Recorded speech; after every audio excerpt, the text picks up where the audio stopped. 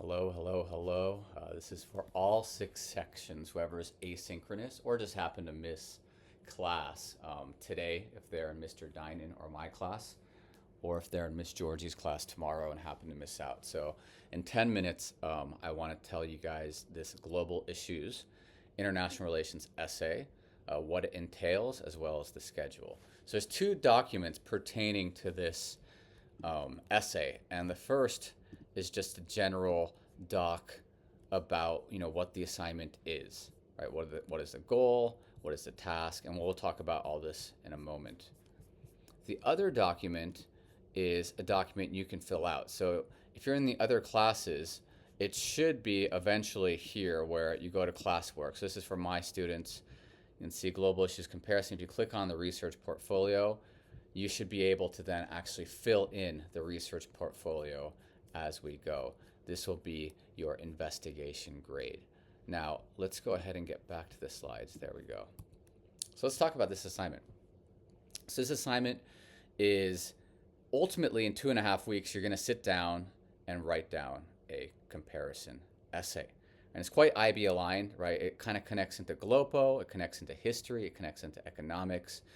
And the format is about 1,000 words, essentially a 5-paragraph essay where you have an intro in the beginning, and then you have 3 paragraphs in the middle as the body. One is on country A, one is on country B. Paragraph 3 is a comparison between the two, and then finally a synthesis at the end where you restate your thesis.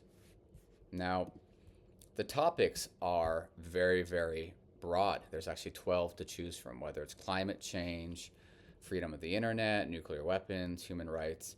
The key thing is we have purposely chosen 2 countries that are very dichotomous when it comes to their perspective in regards to the same issue. So, for example, the freedom of press. Norway very much believes in very free press, whereas the Iranian regime believes that government has the right to protect their people through suppressing journalism.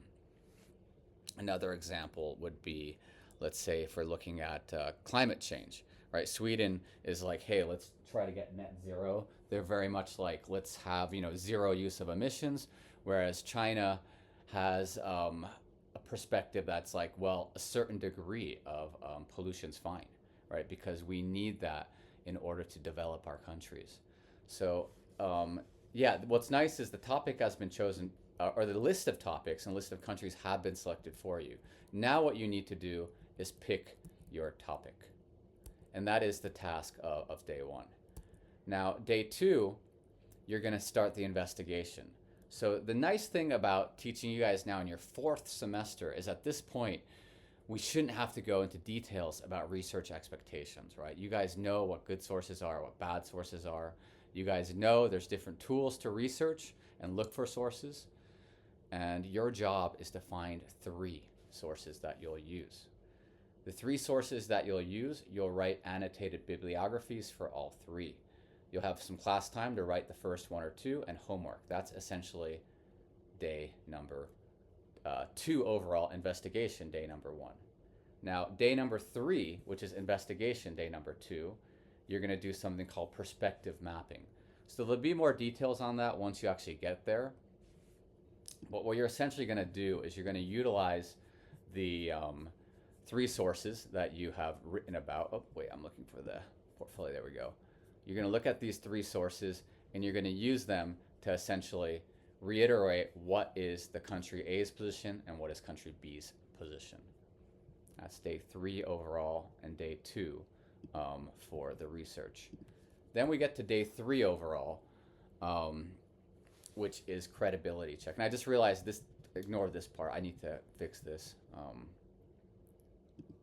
know what, maybe I'll just do it right now. So this is essentially day 3 and day 4 overall.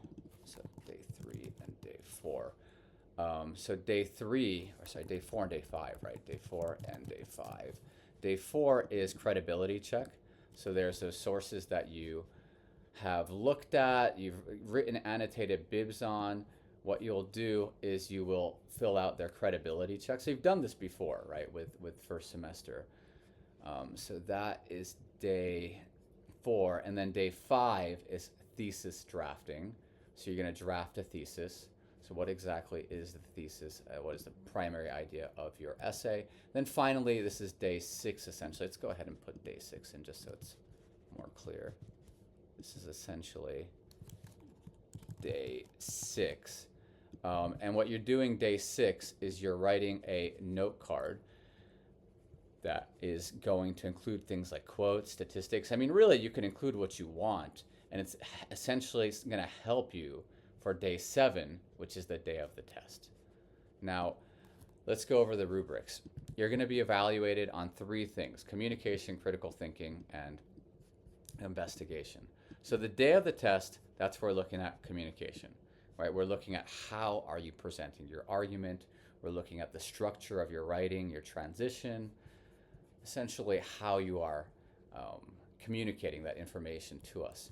Now, critical thinking is more of the content, right? We're looking at, well, what type of sources are you presenting? Are you demonstrating a sophistical breakdown of those 2 sources and how they compare to each other? Are you just describing it? Or are you not even going into depth? And then finally, investigation. So this is not really the day of the essay. This is your research portfolio, right? This is, we're going to look at essentially this whole document here, right? Your annotated bib, your credibility check, perspective mapping. This is the investigation grade. So again, it's 3 grades: communication, critical thinking, and investigation. These first 2, communication and critical thinking, these are the ones that are based on the day of writing. I just realized the other 2 are all capped, so let me go ahead and make this match critical thinking. There we go. I think time-wise we're probably about 6 to 8 minutes now, so I'll wrap it up in the next minute or 2. So again, the schedule is as the following. So this is essentially April 7th or April 8th, right? The day I'm posting this video.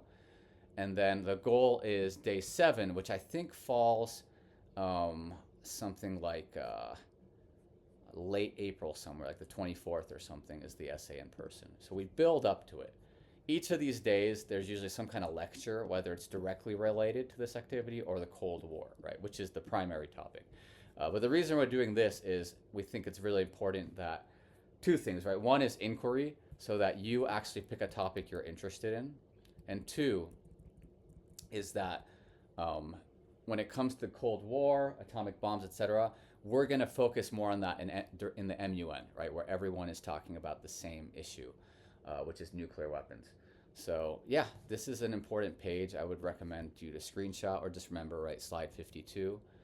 And that's pretty much it. And I mean, you guys have access to these slides, right? These slides are there. They're a good preview of what you're going to do if you're someone who wants to know what's coming. What else? Yeah, and you have this document, right, of what the essay entails. You have the research portfolios that you're going to fill out as we build up to day 7. So yeah, I mean, everything you need to succeed is there. If you have any questions, just email your teachers and we could clarify. But hopefully, yeah, this 10-minute video kind of, especially for you asynchronous folks, gives you an idea of what we're working towards. And asynchronous folks, I already know you probably have a question like, well, how am I going to do this essay from a distance? It's not ideal, but one option is exam.net. I'll have to talk to the other 2 teachers. I mean, another option would be essentially what you guys have done with the atomic bomb lecture, which I've seen a few, and you guys have done a fantastic job, is just lecturing, right? And that way, you can't really make up a lecture, right? You could read off something, but then it's very clear when someone's reading off a slide, right? Whereas if someone's just talking about what they already know, it's a different feel. So that's another option. Again, I'll have to double check with the other 2 teachers. But yeah, essentially, you're still going to fill in all of this, right? Whether you are here in Saudi Arabia or if you're asynchronous, you're still going to, pick a topic and build up towards either an online essay or some type of alternative assessment that would evaluate the same things that would be evaluated in an essay, right? Whether it be your communication of the topic or your demonstration of critical thinking of said topic. And that's all from me. I think I kept it under 10 minutes. Yeah, This is the grade 10 Social Studies International Relations essay.